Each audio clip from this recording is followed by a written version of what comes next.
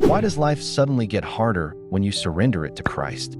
You'd think peace would rush in, doors would fly open, burdens would lift, but instead, storms come, friends disappear, temptations hit harder, and it feels like everything is falling apart.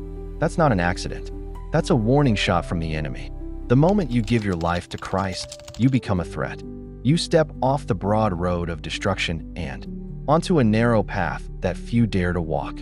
Matthew 7 verse 14. Satan doesn't chase the lost. He chases those who've been found. Before Christ, you were no threat, spiritually asleep, easy to manage. But now, you're dangerous.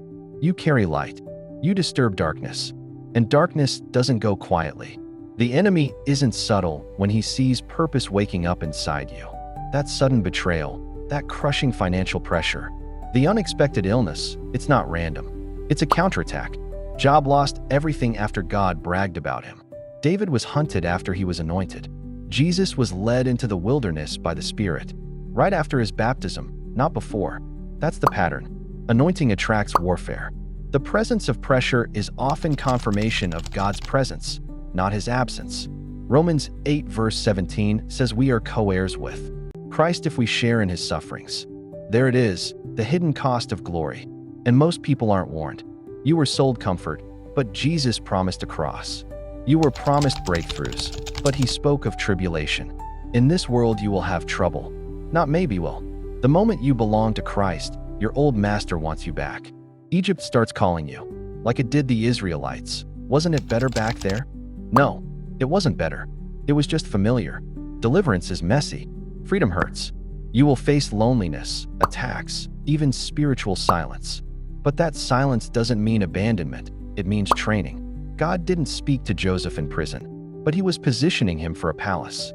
The testing is brutal because the assignment is holy. Your calling has weight. Your destiny has enemies.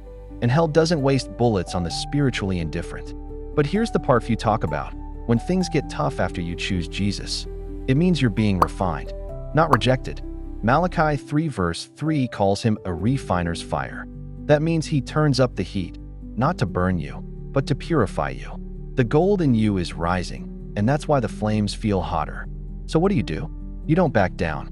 You don't misread resistance as a sign to quit. You recognize it as evidence that you're on the right path. You fight differently. You pray when it's dry. You worship when it hurts. You trust when it doesn't make sense. You stop measuring God's faithfulness by how easy life feels. You start measuring it by how close he stays in the fire, like he did with Shadrach, Meshach, and Abednego. And when you want to quit, remember this. The enemy wouldn't be fighting you so hard if you weren't carrying something worth stealing. So here's the challenge. Stay in the fight.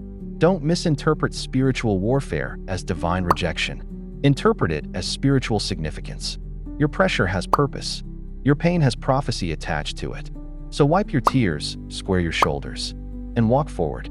Because the struggle you're in today is proof that you didn't just choose Christ, he chose you. If this stirred something in you, don't keep it to yourself. Like, share, and comment below with what hit you the hardest. I want to hear your story. And if you're walking this narrow road with Christ, make sure you subscribe because we're going deeper and you don't want to miss what's coming next. Stay strong, stay grounded, and stay in the fight.